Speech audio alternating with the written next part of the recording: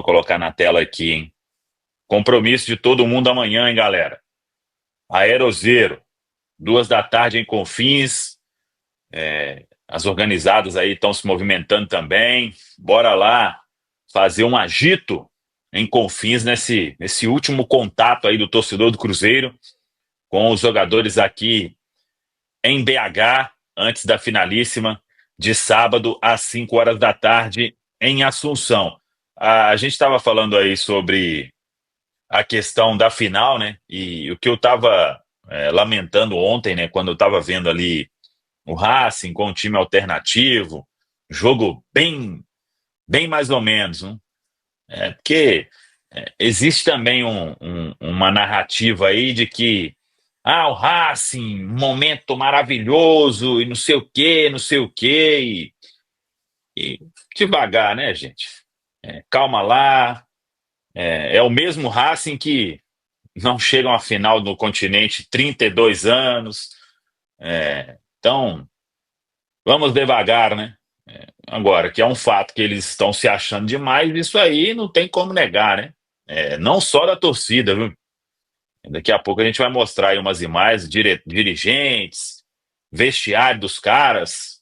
Eu achei ontem que era o título da Copa Sul-Americana, já no vestiário lá do São Lourenço. O técnico dando entrevista, dizendo que ninguém pode tirar esse sonho. Então, belezinha, né? Belezinha. Mas o que eu tava lamentando, o Caramujo, Caio e Pedro, é que tem um jogo na quarta-feira, né? Poxa, dá uma. Pô, aqui era pra gente estar falando só de sábado, final, preparação, Cruzeiro não tendo que pensar em nada, né? Obviamente, o que a gente imagina é que vai com o time todo reserva, mas você tem ali uma viagem no meio do caminho, né? Era pra gente estar saindo daqui no feriadão na quarta, já direto para Assunção, né? E não tendo que ir terça para São Paulo, ter esse jogo no meio do caminho aí. Coisas da CBF, né? Ela não imaginava que o Timão ia estar com a situação mais confortável na tabela, né? O Caramujo, Caio e Pedro.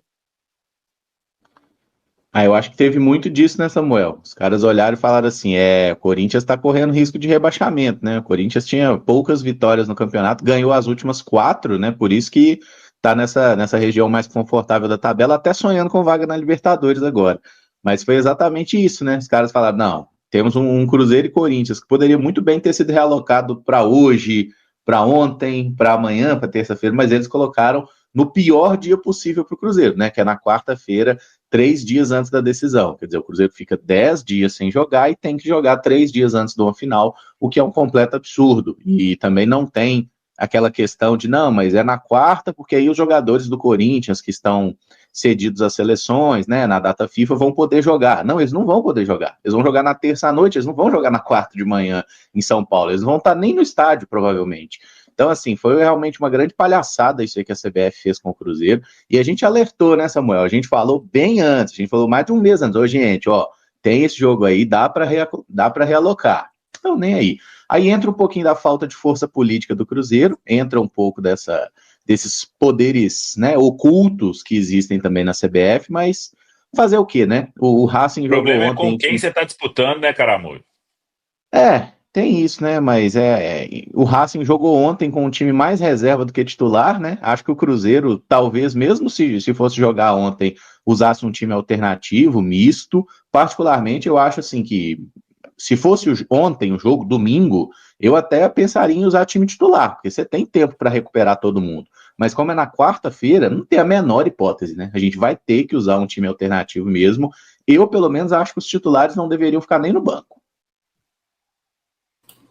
Eu tô de acordo com o Emerson. E assim, é ruim por uma questão que na quarta-feira o Cruzeiro já tem que viajar para Assunção, e aí é uma estratégia que o Fernando Diniz vai ter que adotar contra o Corinthians de time reserva, mas querendo ou não, ele não vai poder colocar qualquer time em campo, então vai ter que quebrar um pouquinho a cabeça para montar a melhor estratégia possível. Os jogadores que vão entrar em campo, em sua maioria, por mais que não sejam titulares, são jogadores que querem ficar à disposição para a grande final, que querem ter oportunidade de entrar em campo contra o Racing. Então, de alguma forma, pode ser que alguém entre com algum receio. Enfim, é um conjunto de fatores que faz com que esse Corinthians e Cruzeiro, que é um grande jogo, que é um clássico nacional, poderia muito bem ser uma final de Copa Sul-Americana, já foi final de Copa do Brasil, mas é um jogo que tinha potencial para ser uma das grandes partidas da rodada, mas não será,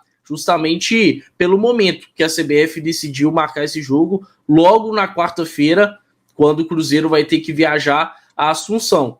Diego Calas. Boa tarde, galera. Pelo desempenho contra o Criciúma, dadas as proporções, vocês acham que o Diniz devia manter o mesmo time? E aí, Caio? A gente chegou na semana passada a conversar sobre isso, né? Na minha opinião, sim.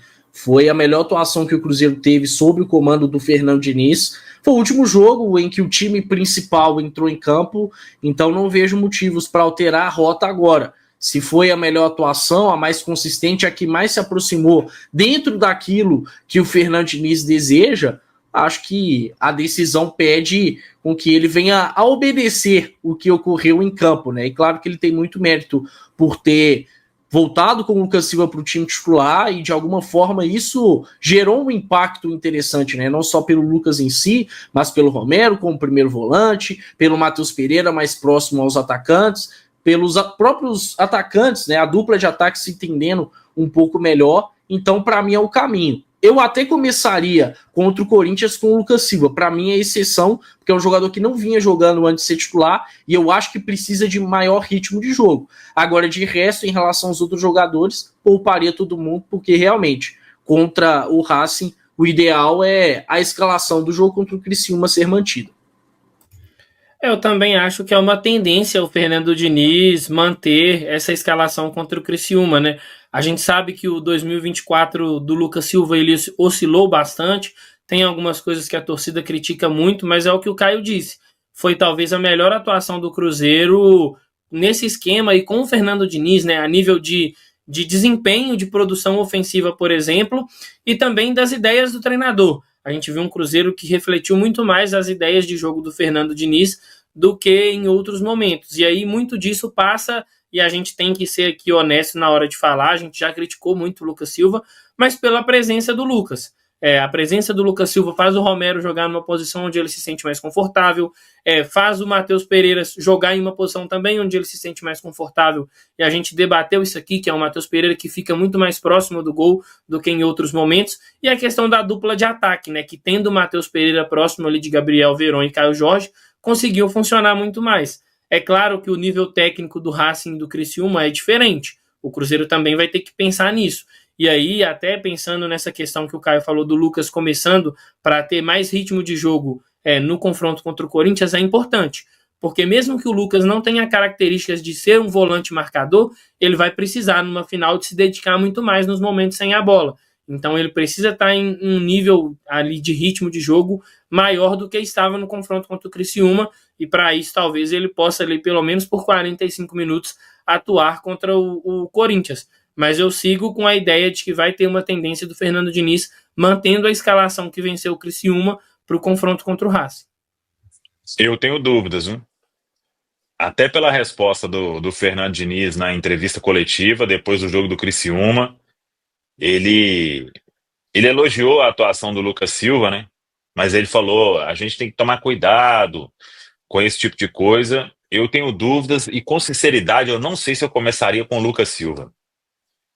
Acho que vai ser um tipo de jogo que vai exigir muito do físico, viu? E eu não sei hoje se o Lucas consegue entregar isso no físico. Na parte técnica, acho que ele entrega bem, véio. Mas eu tenho minhas dúvidas, viu, Caramujo? Pensando se o Diniz quiser espelhar, assim, né, o jeito que o Racing joga ali, com os dois meio-campistas que saem mais, e um que fica mais preso, né, que é o Sousa, às vezes até como zagueiro, eu acho que faz mais sentido começar com o Wallace. Até porque o Lucas Romero, ele é um camisa 5, mas ele sai um pouco mais para dar combate, né? O Wallace já fica um pouco mais postado. É isso. Isso aí, gente. Talvez o jogo de quarta contra o Corinthians dê alguns indícios, né? Que a gente já pode levar, inclusive, para entender as ideias do Diniz para a decisão. Mas O Wallace foi titular, né? Na campanha da Sula aí, desde que ele chegou, ele passou a ser titular. Então eu diria que a chance dele jogar é maior que a do Lucas, mas veremos aí no decorrer dessa semana.